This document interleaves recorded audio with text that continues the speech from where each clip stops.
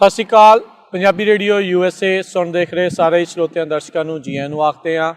ਇਸ ਮੌਕੇ ਸਾਡੇ ਨਾਲ ਸਟੂਡੀਓ ਦੇ ਵਿੱਚ ਜੁੜ ਬੈਠੇ ਨੇ ਜਕਾਰਾ ਮੂਵਮੈਂਟ ਤੋਂ ਕਮਲ ਕੌਰ। ਕਮਲ, ਜੀ ਆਇਆਂ ਨੂੰ ਸਵਾਗਤ ਹੈ। ਸਤਿ ਸ਼੍ਰੀ ਅਕਾਲ ਜੀ। ਸਤਿ ਸ਼੍ਰੀ ਅਕਾਲ ਜੀ। ਸੋ ਕੀ ਹੈ ਜੀ ਲੇਟੈਸਟ ਅਪਡੇਟ ਜਕਾਰਾ ਦੇ ਬਾਰੇ, ਜਕਾਰਾ ਮੂਵਮੈਂਟ ਦੇ ਬਾਰੇ ਜੇ ਥੋੜ੍ਹਾ ਜਿਹਾ ਆਪਣੇ ਸਰੋਤਿਆਂ ਦਰਸ਼ਕਾਂ ਨੂੰ ਦੱਸ ਜਾਈਏ। ਕਈ ਸਾਲ ਪਹਿਲਾਂ, ਕੁਛ ਦਹਾਕੇ ਪਹਿਲਾਂ ਜਿਹੜੀ ਇਹ ਮੂਵਮੈਂਟ ਸ਼ੁਰੂ ਹੋਈ ਸੀਗੀ। ਨੌਜਵਾਨ ਇਸ ਦੇ ਵਿੱਚ ਗੱਲਬਾਤ ਕਰਦੇ ਆ, ਅੱਗੇ ਵੱਧਦੇ ਆ, ਵੱਖ-ਵੱਖ ਇਸ਼ੂਜ਼ ਦੇ ਉੱਤੇ ਇਹ ਗੱਲਬਾਤ ਕਰਦੇ ਆ। ਈਵਨ ਕੋਵਿਡ ਤੋਂ ਪਹਿਲਾਂ ਵੀ ਤੁਸੀਂ ਉਹਨਾਂ ਨੂੰ ਬਾਰ-ਬਾਰ ਤੁਸੀਂ ਸਾਡੇ ਰੇਡੀਓ ਦੇ ਉੱਤੇ ਸੁਣਿਆ ਹੋਣਾ, ਦੇਖਿਆ ਹੋਣਾ। ਕਮਲ ਵੀ ਕਾਫੀ ਵਾਰੀ ਆਏ ਆ। ਸੋ ਕਮਲ, ਕੀ ਲੇਟੈਸਟ ਹੈ ਜੀ ਜਕਾਰਾ ਮੂਵਮੈਂਟ ਦੇ ਨਾਲ? ਜ਼ਰੂਰ, ਥੈਂਕ ਯੂ ਸੋ ਮਚ ਕਿ ਤੁਸੀਂ ਅੱਜ ਸਾਨੂੰ ਮੌਕਾ ਦਿੱਤਾ ਇੱਥੇ ਆਉਣ ਦਾ। ਅਤੇ ਇਸ ਵੀਕਐਂਡ ਆਪਣੇ ਮਾਰਚ 30 ਨੂੰ ਸਾਡੇ ਕਾਫੀ ਇੱਥੇ ਫਰੈਜ਼ਨੋ ਏਰੀਏ ਦੇ ਵਿੱਚ ਇਵੈਂਟ ਹੋ ਰਹੇ ਆ। ਠੀਕ ਹੈ। ਪਹਿਲਾ ਇਵੈਂਟ ਤਾਂ ਹੈਗਾ ਸਵੇਰੇ ਜਸਵੰਤ ਸਿੰਘ ਖਾਲੜਾ ਪਾਰਕ ਆ ਜਿਹੜਾ, ਉੱਥੇ ਸਾਡੀ ਫਾਰਮਰਸ ਮਾਰਕੀਟ ਹੁੰਦੀ ਆ ਹਰੇਕ ਲਾਸਟ ਸੈਟਰਡੇ ਮਹੀਨੇ ਦੀ। ਸੋ ਇਹ ਸੈਟਰਡੇ ਲਾਸਟ ਸੈਟਰਡੇ ਹੈਗਾ ਵਾ ਇਸ ਮਹੀਨੇ ਦਾ। ਠੀਕ ਹੈ। ਅਤੇ ਉਹ ਹੋਊਗੀ ਸਵੇਰੇ 9 ਤੋਂ ਲੈ ਕੇ 11-1 ਵਜੇ ਤੱਕ ਦੁਪਹਿਰੇ ਦੀ। ਅਤੇ ਉੱਥੇ ਸਾਡੇ ਕਾਫੀ ਜਿਵੇਂ ਨਾਲ ਜੁੜੇ ਹੋਏ ਆ ਹਨੀ, ਜਿਹੜੀ ਸ਼ਹਿਦ ਹੁੰਦੀ ਆ, ਜਿਹੜੀ ਫਰੈਸ਼ ਸ਼ਹਿਦ ਆਪਾਂ ਨੂੰ ਇੱਥੇ ਮਿਲਦੀ ਆ, ਲੋਕਲ ਸ਼ਹਿਦ, ਉਹ ਆਉਂਦੇ ਆ। ਸਬਜ਼ੀਆਂ, ਭਿੰਡੀਆਂ, ਜਿਹੜੀਆਂ ਫਰੂਟਸ ਵਗੈਰਾ ਸਾਰੇ ਫਰੈਸ਼, ਉਹ ਇੱਥੇ ਵੈਂਡਰਸ ਆਉਂਦੇ ਆ ਸਾਡੇ ਕੋਲੇ। ਅਤੇ ਤੁਹਾਨੂੰ ਇੱਕ ਮੌਕਾ ਮਿਲਦਾ ਕਿ ਆ ਕੇ ਆਪਦੀ ਕਮਿਊਨਿਟੀ ਨਾਲ ਜੁੜੋ। ਇਹ ਸਾਨੂੰ ਹੋ ਗਏ ਇਹ 4-5 ਮਹੀਨੇ ਕਰਦਿਆਂ ਨੂੰ, ਅਤੇ ਬਹੁਤ ਵਧੀਆ ਰਿਸਪੌਂਸ ਮਿਲਿਆ। ਅਤੇ ਅਸੀਂ ਸਾਰਿਆਂ ਨੂੰ ਕਹਿੰਦੇ ਹਾਂ ਕਿ ਤੁਸੀਂ ਜੇ ਜਸਵੰਤ ਸਿੰਘ ਖਾਲੜੇ ਸਪੈਸ਼ਲੀ ਪਾਰਕ ਕੋਲੇ ਰਹਿੰਦੇ ਹੋ ਤਾਂ ਜ਼ਰੂਰ ਆਇਓ, ਸਾਨੂੰ ਮਿਲਿਓ, ਸੈਰ 'ਤੇ ਆਇਓ। ਅਤੇ ਉਹੀ ਦਿਨ ਸ਼ਾਮ ਨੂੰ ਸਾਡਾ ਇੱਕ ਹੋਰ ਇਵੈਂਟ ਹੋ ਰਿਹਾ। ਉਸ ਇਵੈਂਟ ਦਾ ਨਾਂ ਹੈਗਾ ਵਾ ਚਾਹ 'ਤੇ ਚਰਚਾ। ਤੇ ਉਹ ਇਵੈਂਟ ਚਾਹ ਦੇ ਉੱਤੇ ਤੁਹਾਡੇ ਨਾਲ ਸਾਰਿਆਂ ਦੇ ਨਾਲ ਚਰਚਾ ਆ। ਹਾਂਜੀ, ਪਹਿਲਾਂ ਤੁਸੀਂ ਫਾਰਮਰਸ ਮਾਰਕੀਟ 'ਚ ਆਇਓ ਸਵੇਰੇ, ਉੱਥੇ ਦੇਖਿਓ ਕਿ ਫਰੈਸ਼ ਸਬਜ਼ੀਆਂ ਮਿਲ ਰਹੀਆਂ ਉਸ ਦਿਨ। ਸ਼ਾਮ ਦੀ ਚਾਹ ਤੁਸੀਂ ਜ਼ਰੂਰ ਸਾਡੇ ਨਾਲ ਪੀਓ। ਸ਼ਾਮੀ 4 ਵਜੇ ਤੋਂ ਲੈ ਕੇ 6-7 ਵਜੇ ਤੱਕ ਸਾਡਾ ਪ੍ਰੋਗਰਾਮ ਆ। ਠੀਕ ਹੈ। ਅਤੇ ਇਹ ਪ੍ਰੋਗਰਾਮ ਅਸੀਂ ਤਾਂ ਰੱਖਿਆ ਵਾ ਕਿਉਂਕਿ ਕਾਫੀ ਸਾਲ ਅਸੀਂ ਜਕਾਰਾ ਮੂਵਮੈਂਟ ਨੂੰ ਅਸੀਂ ਪਹਿਲੀ ਵਾਰੀ ਜਦੋਂ ਫਾਰਮ ਹੋਏ ਸੀਗੇ ਉਹ 2000 ਦੇ ਵਿੱਚ ਸੀ। ਜੀ। ਅਤੇ ਉਸ ਦੇ ਟਾਈਮ 'ਤੇ ਇਸ ਟਾਈਮ ਦੇ ਵਿੱਚ ਅਸੀਂ ਬਹੁਤ ਕੁਛ ਅਕੰਪਲਿਸ਼ ਕੀਤਾ, ਬਹੁਤ ਗਰੋਥ ਹੋਈ ਆ ਆਰਗੇਨਾਈਜੇਸ਼ਨ ਦੇ ਵਿੱਚ। ਅਤੇ ਹੁਣ ਅਸੀਂ ਯੂਥ ਪ੍ਰੋਗਰਾਮ ਵੀ ਕਰਦੇ ਹਾਂ, ਲੇਕਿਨ ਉਸ ਦੇ ਨਾਲ ਬਹੁਤ ਹੋਰ ਕੁਛ ਅੱਗੇ ਕੰਮ ਕਰ ਰਹੇ ਹਾਂ। Okay.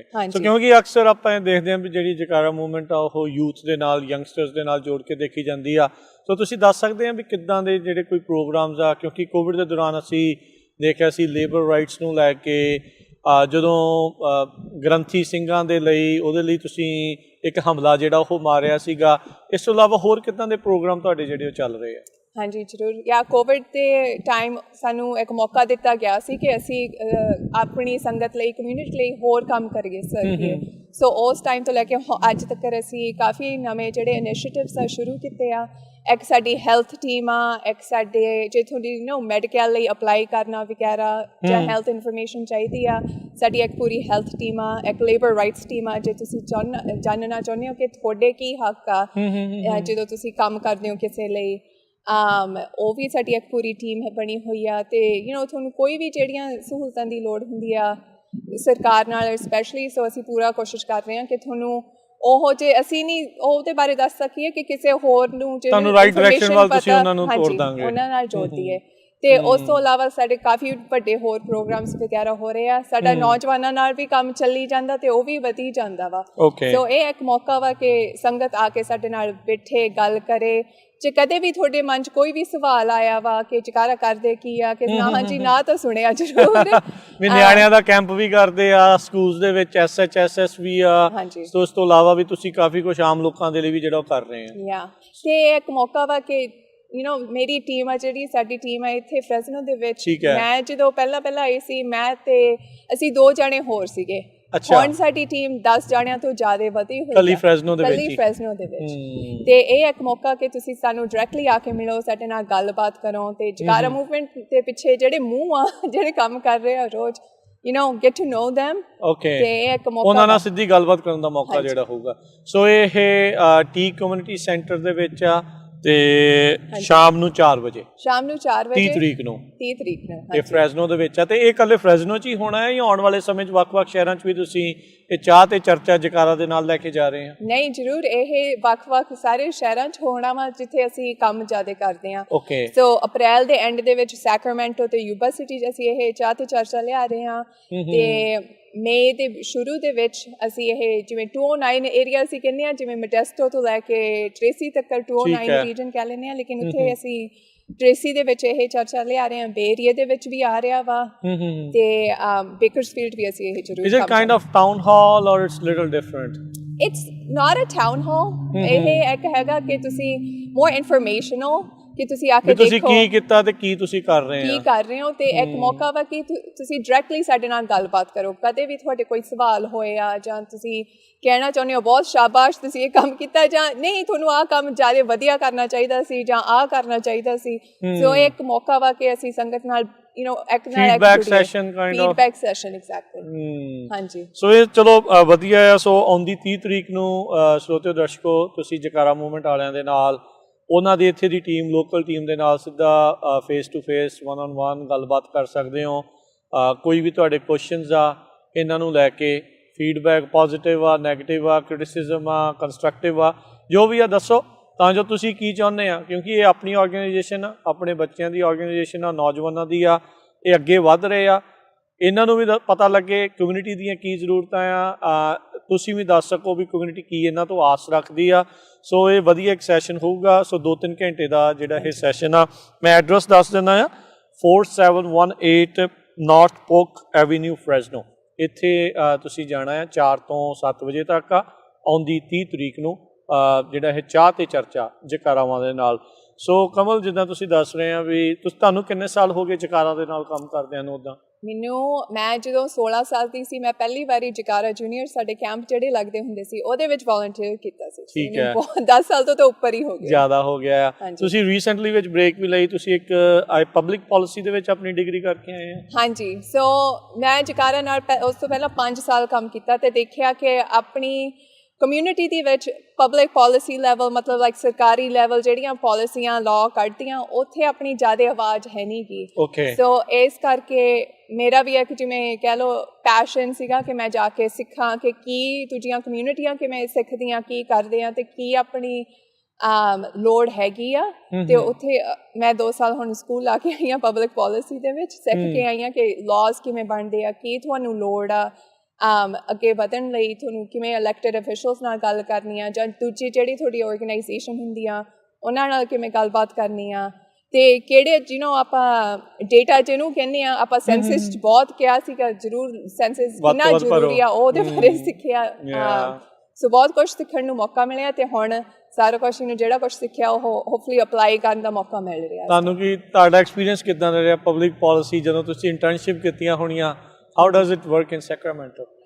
It was good. I did an internship in Sacramento. ਬਹੁਤ ਵਧੀਆ ਰਿਹਾ, ਮੇਰਾ ਪੋਜ਼ਿਟਿਵ ਐਕਸਪੀਰੀਅੰਸ ਸੀਗਾ, ਲੇਕਿਨ ਮੈਨੂੰ ਇਹ ਜ਼ਰੂਰ ਮਹਿਸੂਸ ਹੋਇਆ ਕਿ ਚੀਜ਼ਾਂ ਹੌਲੀ ਅੱਗੇ ਵੱਧਦੀਆਂ। Very bureaucratic, ਥੋੜੀ ਜਿਹੀ ਰੈਡ ਟੇਪ ਇੱਥੇ ਉੱਥੇ ਹੁੰਦੀ ਆ, ਕਿ ਜਦੋਂ ਮੈਂ ਜਕਾਰਾ ਨਾਲ ਸੀ, ਮੈਂ ਕੋਈ ਵੀ ਇਨੀਸ਼ੀਏਟਿਵ ਜਾਂ ਕੁਛ ਅੱਗੇ ਕਰਨਾ ਚਾਹੁੰਦੀ ਸੀ, ਮੈਨੂੰ ਕੋਈ ਟਾਈਮ ਨਹੀਂ ਲੱਗਦਾ ਸੀ। I got to do whatever it is I wanted to. Independence ਜ਼ਿਆਦਾ ਸੀ, freedom ਬਹੁਤ ਸੀਗੀ, independence ਸੀ। ਸਰਕਾਰ ਨਾਲ ਕੰਮ ਕਰਨ ਦਾ ਮੌਕਾ ਮਿਲਿਆ, it was very good, it was very positive, ਲੇਕਿਨ ਇਹ ਵੀ ਦੇਖਣ ਦਾ ਮੌਕਾ ਮਿਲਿਆ ਕਿ ਸਰਕਾਰ ਕਿੰਨੀ ਕਈ ਵਾਰੀ ਹੌਲੀ ਮੂਵ ਕਰਦੀ ਆ, ਕਿ ਕਈ ਵਾਰੀ ਜਿਹੜੇ ਆਪਾਂ ਪ੍ਰੋਜੈਕਟ ਸੋਚਦੇ ਆ 1 ਸਾਲ ਦੇ ਵਿੱਚ ਹੋ ਸਕਦੇ ਆ, ਲੇਕਿਨ ਉਹਨੂੰ 3-4 ਸਾਲ ਕਿਵੇਂ ਲੱਗ ਸਕਦੇ ਆ। ਸੋ ਇਹ ਲੋਕਾਂ ਦੀ ਅਕਸਰ ਸ਼ਿਕਾਇਤ ਤਾਂ ਹੀ ਫਿਰ ਸਰਕਾਰ ਤੋਂ ਜਿਹੜੀ ਉਹ ਰਹਿੰਦੀ ਆ ਵੀ ਕੰਮ ਸਨੇਲ ਸਪੀਡ ਤੇ ਜਿਹੜਾ ਉਹ ਚੱਲ ਰਿਹਾ। ਉਹਨਾਂ ਦੀ ਵੀ ਮਜਬੂਰੀ ਹੁੰਦੀ ਆ, ਉਹਨਾਂ ਦੇ ਵੀ ਜਿਵੇਂ ਉਹ ਪੂਰੀ ਪ੍ਰੋਟੋਕਾਲ ਫੋਲੋ ਕਰਨ ਦੀ ਕੋਸ਼ਿਸ਼ ਕਰ ਰਹੇ ਹੁੰਦੇ ਆ। They have to go through the process, and it's important to go through the process too, ਕਿ ਸਾਰੇ ਕਿਤੇ ਫੇਅਰ ਹੋ ਰਿਹਾ ਸਾਰਿਆਂ ਨਾਲ ਜਿਹੜੇ ਵੀ ਇਨਵੋਲਵਡ ਆ ਪ੍ਰੋਸੈਸ ਦੇ ਵਿੱਚ। So how do you feel ਵੀ ਇਹੋ ਜਿਹੇ ਥਾਵਾਂ ਦੇ ਉੱਤੇ ਆਪਣੀ ਰਿਪਰੈਜ਼ੈਂਟੇਸ਼ਨ ਕਿੰਨੀ ਤੁਹਾਨੂੰ ਨਜ਼ਰ ਆਈ? ਤੁਸੀਂ ਐਜ਼ ਏ ਇੰਟਰਨ ਗਏ ਸੀ, ਉੱਦਾਂ ਪਾਲਿਸੀ ਮੇਕਿੰਗ ਦੇ ਵਿੱਚ ਆਪਣੇ ਬੰਦੇ ਨਜ਼ਰ ਆਏ ਕਿਤੇ? ਜ਼ਰੂਰ ਨਜ਼ਰ ਤਾਂ ਆਏ, ਲੇਕਿਨ ਬਹੁਤ ਘੱਟ ਨਜ਼ਰ ਆਏ, ਵੈਰੀ ਫਿਊ। ਤੇ ਜਿਹੜੇ ਹੈਗੇ ਆ ਉਹ ਜ਼ਰੂਰ ਕੋਸ਼ਿਸ਼ ਕਰ ਰਹੇ ਆ ਕਿ ਆਪਦੀ ਜਗ੍ਹਾ ਤੇ ਲਾਈਕ ਅੱਗੇ ਪੰਜਾਬੀਆਂ ਦੀ ਆਵਾਜ਼ ਅੱਗੇ ਕਰਨ, ਸਿੱਖਾਂ ਦੀ ਆਵਾਜ਼ ਅੱਗੇ ਕਰਨ, ਤੇ ਉਹਨਾਂ ਦੀ ਕੰਸਰਨਸ ਕੀ ਆ। ਲੇਕਿਨ ਜਿਵੇਂ ਮੈਂ ਕਿਹਾ, it's very few of us, so we need more people in public policy। ਜੇ ਤੁਸੀਂ interested ਹੋ, ਕੋਈ ਵੀ ਅੱਜ ਸੁਣ ਰਿਹਾ ਵਾ, ਜ਼ਰੂਰ contact us and we can definitely have a discussion। Public policy ਹੁੰਦੀ ਕੀ ਆ। ਸੋ 30 ਤਰੀਕ ਨੂੰ ਜਦੋਂ ਤੁਸੀਂ ਮਿਲਣਾ, ਤੁਸੀਂ ਕਮਲ ਵੀ ਇਹਨਾਂ ਦੀ ਇੱਥੇ ਟੀਮ 'ਚ ਆ, so she is going to be there. ਜੇ ਤੁਹਾਡੇ ਕੁਐਸਚਨਸ ਆ, ਨਿਆਣੇ ਤੁਹਾਡੇ ਸੋਚ ਰਹੇ ਆ ਵੀ ਇਹੋ ਜਿਹੇ ਪਾਸੇ ਨੂੰ ਕੁਛ ਉਹ ਕਰਨਾ ਚਾਹੁੰਦੇ ਆ, ਇਟਸ ਅ ਗੁੱਡ ਸਟਾਰਟ। ਆਪਾਂ ਚਾਹੁੰਦੇ ਹਾਂ ਵੀ ਆਪਣੇ ਲੋਕ ਵੱਧ ਤੋਂ ਵੱਧ ਆਪਣੀ ਕਮਿਊਨਿਟੀ ਦੀ ਆਵਾਜ਼, ਸਿੱਖਾਂ ਦੀ ਆਵਾਜ਼, ਪੰਜਾਬੀਆਂ ਦੀ ਆਵਾਜ਼ ਉਹ ਜੀ ਪਾਲਿਸੀ ਤੱਕ ਲੈ ਕੇ ਆਈਏ, ਕਿਉਂਕਿ ਅਦਰਵਾਈਜ਼ ਆਪਾਂ ਸਿਰਫ ਉਹਦਾ ਕਹਿ ਲਓ ਵੀ ਵਿਪਲੈਸ਼ ਕਹਿ ਲਓ ਜਾਂ ਸਿਰਫ ਉਹਦੇ ਨਤੀਜੇ ਭੁਗਤਣੇ ਪੈਂਦੇ ਆ, ਕਦੀ ਆਪਣੀ ਸੇ ਨਹੀਂ ਹੁੰਦੀ। ਜੋ ਕਰਤਾ ਫਿਰ ਉਹਦੇ ਹਿਸਾਬ ਦੇ ਨਾਲ ਹੀ ਜਿਹੜਾ ਉਹ ਚੱਲਣਾ ਪੈਂਦਾ ਆ। ਅਤੇ ਨਾਲ ਦੇ ਨਾਲ ਮੈਂ ਵੀ ਪੁੱਛਣਾ ਚਾਹੁੰਦਾ ਵੀ ਜਦੋਂ ਇਹ ਸਾਰਾ ਕੁਛ ਚੱਲ ਰਿਹਾ ਆ, ਕਮਲ ਪਾਲਿਸੀਜ਼ ਕਰ ਰਹੇ ਆ, ਸੋ ਤੁਹਾਡੀਆਂ ਵਰਗੀਆਂ ਆਰਗੇਨਾਈਜੇਸ਼ਨ ਦੀ ਉਸ 'ਤੇ ਕੀ ਇੰਪੋਰਟੈਂਸ ਆ? ਕਿਉਂ ਤੁਹਾਨੂੰ ਲੱਗਦਾ ਵੀ ਇੱਦਾਂ ਦੀਆਂ ਆਰਗੇਨਾਈਜੇਸ਼ਨ ਹੋਣੀਆਂ ਚਾਹੀਦੀਆਂ ਆ? How does it reflect communities voice? Of course, so ਸਾਡੀ ਆਰਗੇਨਾਈਜੇਸ਼ਨ 'ਚ ਸਾਡੇ ਵਰਗੀਆਂ ਜਿਹੜੀਆਂ ਆਰਗੇਨਾਈਜੇਸ਼ਨ ਹੈਗੀਆਂ ਉਹ ਟਰਾਈ ਕਰਦੀਆਂ ਗ੍ਰੈਸ ਰੂਟਸ ਲੈਵਲ 'ਤੇ ਕੰਮ ਕਰਦੀਆਂ, ਮਤਲਬ ਕਿ ਜਿੱਥੇ ਉਹਨਾਂ ਦੀ ਸੰਗਤ ਵਸਦੀ ਆ, ਕਮਿਊਨਿਟੀ ਵਸਦੀ ਆ, ਉਹਨਾਂ ਦੇ ਨਾਲ ਕੰਮ ਕਰਨ, ਉਹਨਾਂ ਨੂੰ ਜਾਣਨ, ਉਹਨਾਂ ਦੇ ਦੁੱਖ ਸੁੱਖ ਸੁਣਨ ਅਤੇ ਉਹ ਅੱਗੇ ਲੈ ਕੇ ਜਾਣ। ਜ਼ਿਆਦਾ ਤੱਕ ਜਦੋਂ ਸਰਕਾਰ ਕਹਿ ਲਓ ਕਿ ਨਵਾਂ ਪਾਰਕ ਬਣ ਰਿਹਾ ਅਤੇ ਪੋਸਟਰ ਲਾ ਦਿੰਦੇ ਆ ਕਿ ਲਿਸਨਿੰਗ ਸੈਸ਼ਨ ਇਸ ਟਾਈਮ ਹੋ ਰਿਹਾ, ਜ਼ਰੂਰ ਆ ਜਾਇਓ।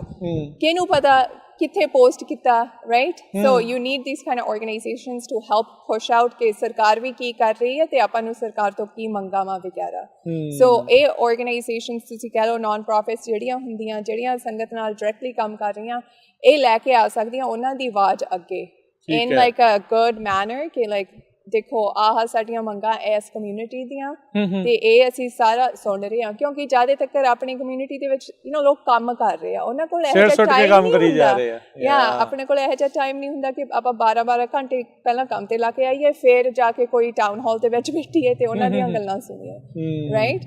ਸੋ ਦਿਸ ਇਜ਼ ਤਾਂ ਹੀ ਆਰਗੇਨਾਈਜੇਸ਼ਨ ਜਦੋਂ ਕੰਮ ਕਰਦੀਆਂ ਤੁਹਾਡੇ ਬਾਰੇ ਸੁਣਨਾ ਮੰਗਦੀਆਂ, ਤੁਹਾਡੇ ਐਕਸਪੀਰੀਅੰਸ ਸੁਣਨਾ ਮੰਗਦੀਆਂ ਕਿ ਇਹ ਸਾਰੇ ਜਿਹੜੀਆਂ ਸਟੋਰੀਜ਼ ਆ ਇਹ ਅੱਗੇ ਲੈ ਕੇ ਜਾ ਸਕਣ।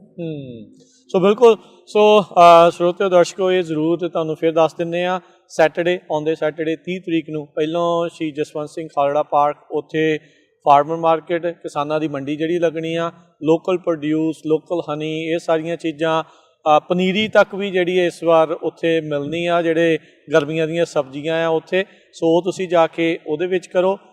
ਸੋ ਮਹੀਨੇ ਦੇ ਅਖੀਰਲੇ ਸ਼ਨੀਚਰਵਾਰ ਜਿਹੜਾ ਉਹ ਹੁੰਦਾ ਆ, ਸੋ ਉੱਥੇ ਤੁਸੀਂ ਜਾ ਸਕਦੇ ਆ।